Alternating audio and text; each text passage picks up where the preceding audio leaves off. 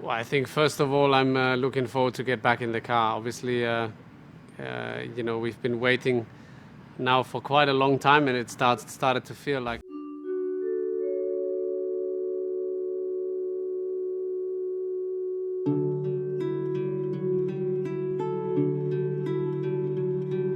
I think having a teaser in Mugello was nice, but getting back in the real car for the real thing is definitely, what we're looking forward to, going racing, competing with the others. Austria is a place that I like, a circuit that I like, so it's good to know that finally we're allowed to get back.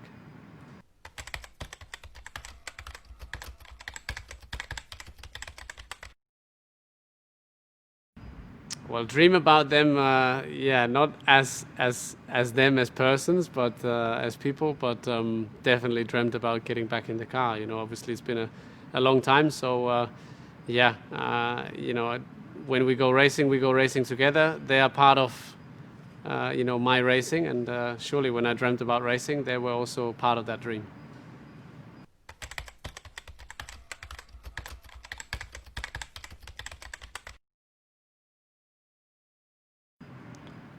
Well, I have no experience heading back to the same track just a week after and having a second race, but I've been around for a while. I guess the level of perfection will be even higher the second weekend. The level of errors will be even smaller. So I think we need to make sure that we learn as much as we can, as quick as we can after the first week, and take that experience into the second week. I think there will be a chance to, look at the race in particular, review the strategy, and then we get another chance just 7 days after. So that's a first, and we'll see how we tackle that challenge.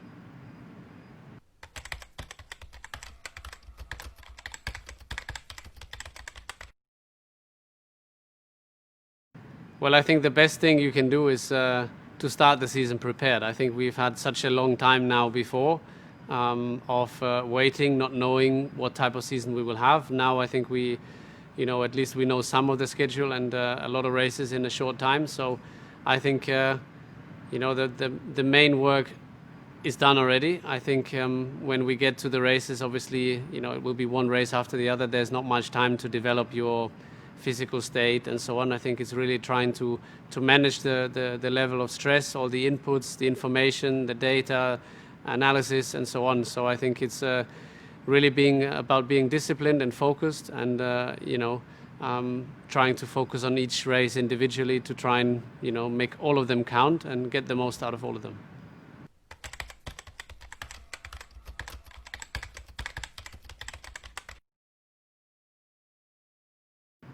We will miss the fans. I think racing without fans is definitely not the same. I've never done it. I can't really imagine how it will be. I think it's good to race. It's good to get going. But if I could choose, obviously, I would race with fans. Now, for the reasons that we all know, we can't do that. And as I said, it's probably good to get on the way. And hopefully, rather sooner than later, we will bring the fans back. In the meantime, I guess they are following us on TV. And we try to have some great races, put on a great show. And I definitely prefer racing with fans, so I can't wait for them to be back.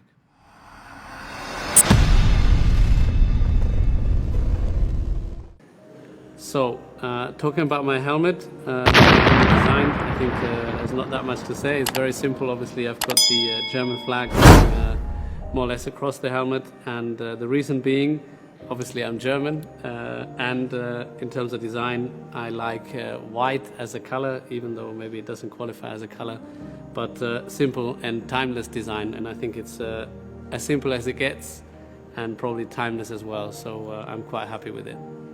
On top of that, I have small gimmicks that I might add on the side, like the prancing horse or number 5 on the other side. That's it. Austria, mountains, beautiful racing drivers. Green, full of hills, short.